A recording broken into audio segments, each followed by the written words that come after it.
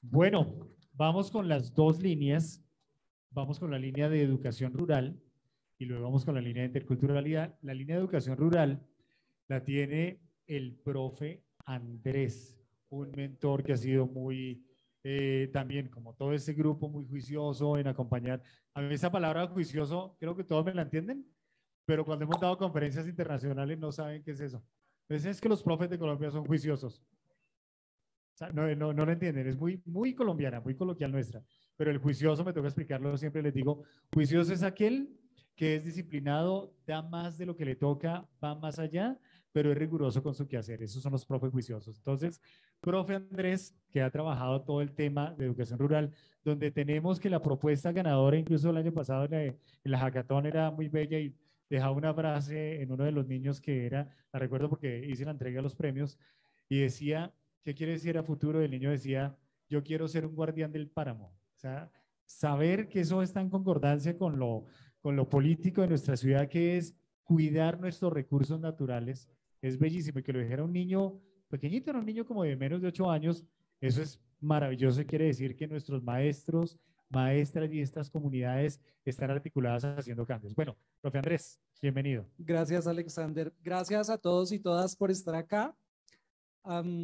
Yo también quiero ser un guardián del páramo. El que dijo esa frase de quiero ser un guardián del páramo fue un estudiante del colegio rural El Curubital y lo dijo en el marco de unas entrevistas que estaba haciendo la profesora Natalia Valderrama, que está allí atrás. Estuvo visitando maestros y maestras de la zona rural de Bogotá. Bueno, yo primero quiero decir que Bogotá, como ustedes probablemente saben, es mayoritariamente rural. Nosotros tenemos más zona rural que lo que conocemos como la ciudad, digamos, de los edificios, la zona urbana. Pero las miradas siempre se centran sobre lo urbano y no sobre lo rural. El país en general, Colombia, es un país rural, mucho más que un país urbano. Sin embargo, toda la inversión y todas las miradas, toda la atención se centra en las ciudades. Y yo creo que es muy necesario que pongamos más los ojos en el campo y en nuestras zonas rurales. En las escuelas de Bogotá, en las escuelas rurales de Bogotá, en esos territorios donde están estas escuelas, probablemente sea la escuela el único representante del Estado. A veces está la escuela y está el batallón militar. No hay un hospital, no hay una biblioteca, no hay un museo. Está la escuela y probablemente un batallón militar. Por eso es necesario hacer una apuesta por lo rural. En Bogotá y en el país hay que ponerle los ojos al campo, porque somos campo, somos mayoritariamente campo. Y en la escuela rural hay una apuesta muy grande por entender lo que somos realmente como país. Nosotros vemos a Bogotá o vemos a Medellín, vemos a Cartagena, las grandes ciudades, y es difícil establecer un hilo para decir qué es lo que es ser colombiano. Pero vemos el campo colombiano y allí hay grandes conexiones. Allí nos encontramos como colombianos. Somos agricultores, producimos. Bueno, poco a poco eso se ha ido perdiendo, probablemente vamos a recuperarlo. Pero quiero decir que en la escuela rural hay una apuesta también por la política. Porque en la escuela rural tratamos de mirarnos a la cara de lo que somos, de lo que es el campesino, de lo que es la tierra, de lo que realmente importa. Y eso es lo que hacen los profes de nuestra línea.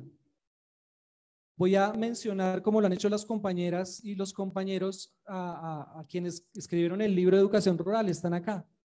Rápidamente voy a mencionar la experiencia, por ejemplo, de la profe Adriana Ramírez del Colegio Rural El Destino, que queda en Usme Rural. Ella tiene una apuesta muy bella que se llama 100 lenguajes y lo que hacen es tratar de encontrar las experiencias del territorio, de lo local, para alfabetizar en los grados iniciales. Entonces se escucha la historia del vecino, de la vecina, de la vereda, y desde allí se exploran palabras locales y se empieza a adquirir el lenguaje, la alfabetización. Hay otra experiencia maravillosa dentro del ámbito de la lectura, que es la experiencia del Colegio Gabriel García Márquez, donde está la profe Micaela Sánchez y la profe Diana Hernández. Ellas tienen aquí están Micaela y Dianita, bienvenidas, qué gusto tenerlas acá y qué honor que nos hayan acompañado. Ellas tienen la experiencia familias lectoras y tienen, digamos, toda la intención de vincular a la familia con los procesos lectores que se desarrollan en el colegio. Le dan libros a las familias y les piden que lean en conjunto. La lectura finalmente, igual que la escritura, son procesos que no se hacen de forma individual. Escribimos colectivamente como leemos colectivamente. Y ellas proponen que la lectura no es otra cosa que un acto político también. Hay unas reflexiones muy interesantes en ese proceso y pues invitarlas a que los lean. El profe Gerardo Riveros y la profe Luz Dari Moreno, junto con la profe Edna, que no está aquí en la diapositiva, debería estar, tiene una apuesta maravillosa en el colegio Jaime Garzón de Sumapaz, del páramo más grande del mundo. Y ellas allá tienen algo maravilloso que se llama montañas de saberes, saberes de montañas. Y esto suena loquísimo porque tratan de aprender de lo que les cuenta el río, de lo que les cuenta la neblina, totalmente contrahegemónico, totalmente contrahegemónico. A nosotros nos hicieron creer que nosotros aprendíamos desde la razón, ¿no? El cogito ergo sum, ¿no? Para los que han estudiado estos conceptos filosóficos. Pienso, luego existo. La razón como el centro del conocimiento. Ellas no parten desde allí.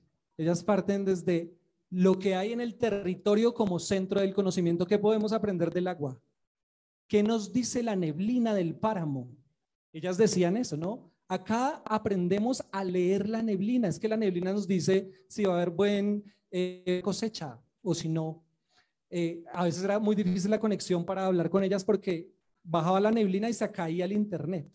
Entonces, esas realidades de nuestro campo, cómo entender esas dinámicas que a veces, digamos, la realidad actual nos exige. Usted tiene que estar conectado a tal hora y a tal hora y a tal hora, pero en Sumapaz no es así. En el campo de Sumapaz no se puede vivir así. Entonces, montañas de saberes, saberes de montañas, el profesor Rafael Cortés y Plácido Cifuentes. Yo le decía a Rafa es el rector del colegio Juan de la Cruz Varela. Yo le decía, profe, usted es el rector del colegio más importante del planeta, porque es el colegio más grande de todo Sumapaz y Sumapaz es el páramo más grande del mundo, es la fábrica de agua más importante, más grande del planeta. Si hay un lugar más importante que Sumapaz, quizás la Amazonía, pero Sumapaz es probablemente el lugar más importante del planeta y Rafael es el rector de ese lugar. Y allá tienen un proyecto muy hermoso que se llama Campos de Pensamiento. Entonces allá nos enseña la matemática por la matemática. Allá se enseña cómo aprendemos la matemática para poder medir las hectáreas que tiene nuestra finca y cuánto podemos producir en la finca. Es la matemática aplicada como los idiomas aplicados al contexto, como la biología aplicada al contexto. Plácido tiene un proyecto en ese mismo colegio que tiene que ver con el despojo en términos educativos, cómo la educación pública misma ha llegado a despojar a las comunidades de los escenarios educativos. Es bien interesante porque parece como un poco incoherente, pero él dice, es que aquí antes la comunidad tenía la escuela para ellos. Antes de que se volviera pública, era un lugar comunitario. Y ahora que es público, tiene un celador, y ahora que es público no podemos llegar. Entonces, ¿cómo hacemos para mediar con esas tensiones? Ahí está en el capítulo de Plácido. Bueno, y Natalia, que ya les conté, que fue quien estuvo allí en el Curubital hablando con Juan Diego, el que quiere ser el guardián del páramo. Creo que de los que están acá, no se me pasa ninguno. Simplemente agradecerles, profes, Diana, Micaela, Natalia, que están acá, los que no están y nos están viendo por las redes. Gracias por permitirme acompañar esa línea. Para mí fue una experiencia maravillosa, un aprendizaje total. Y bueno, ustedes ya lo han dicho, estamos construyendo un nuevo movimiento pedagógico. Y el nuevo movimiento pedagógico parte por reconocernos como maestros, los intelectuales de la pedagogía, pero también por reconocer al otro, qué es lo que hace el otro y cómo somos capaces de vernos en los ojos del otro, Lo que hace el otro me enseña, lo que hace el otro me permite reconocerme como maestro, pero lo que hago yo también le enseña al otro. Romper un poco esas dinámicas que nos han enseñado desde la razón y desde la educación, poder construir unas nuevas formas de pensar y de construir conocimiento. Muchas gracias. Muy bien, profe Andrés. Muchísimas gracias. Muchas reflexiones nos quedan acá para suscitar el diálogo. Bueno, tengo pregunta para el profe Andrés y para el profe John Alejandro. Entonces, para el profe Alejandro, para el profe Andrés, la pregunta es esta.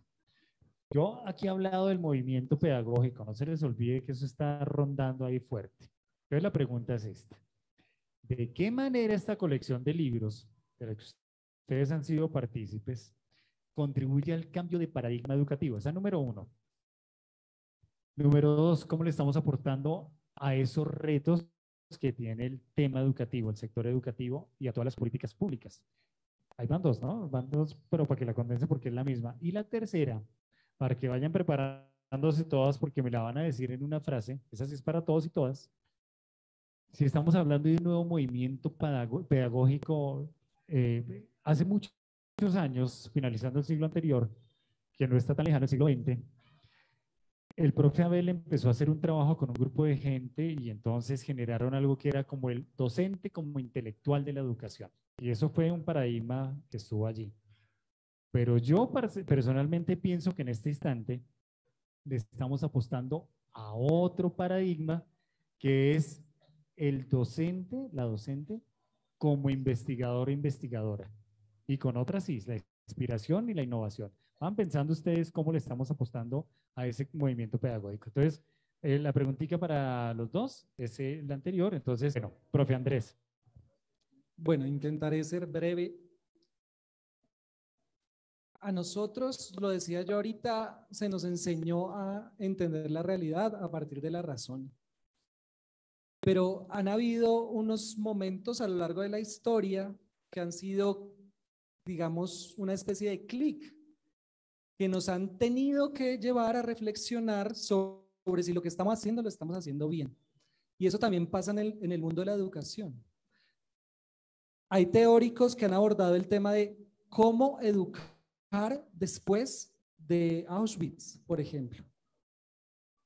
¿Cómo se hace para educar cuando nos hemos dado cuenta que la razón no hace que los hombres y las mujeres seamos mejores seres humanos? Porque los que asesinaban a los judíos, a los gitanos y a los 50 millones de personas que murieron en la Segunda Guerra Mundial eran gente muy culta. En la mañana escuchaban música clásica, al mediodía leían y en la tarde iban a los campos de concentración. Entonces, la educación no propiamente nos hace mejores personas. ¿Cómo hacemos para contribuirle al cambio de paradigma? Pues nos toca entender eso, que lo que hemos hecho hasta ahora probablemente no esté muy bien y tenemos que escuchar otras voces, otras formas de entender la realidad y otras formas de construir conocimiento.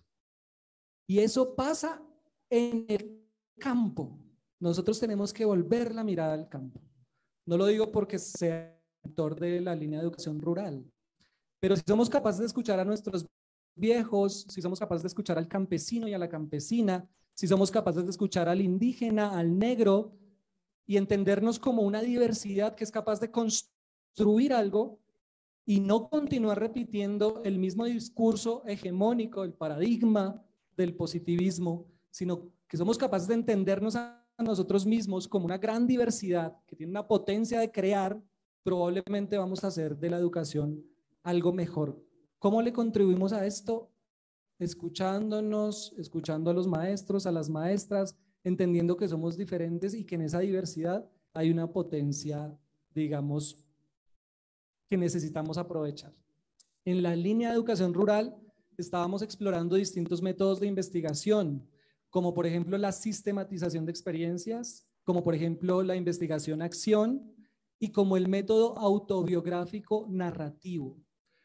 Cuando nos narramos y cuando narramos la vida, el mundo de la vida, podemos construir identidad.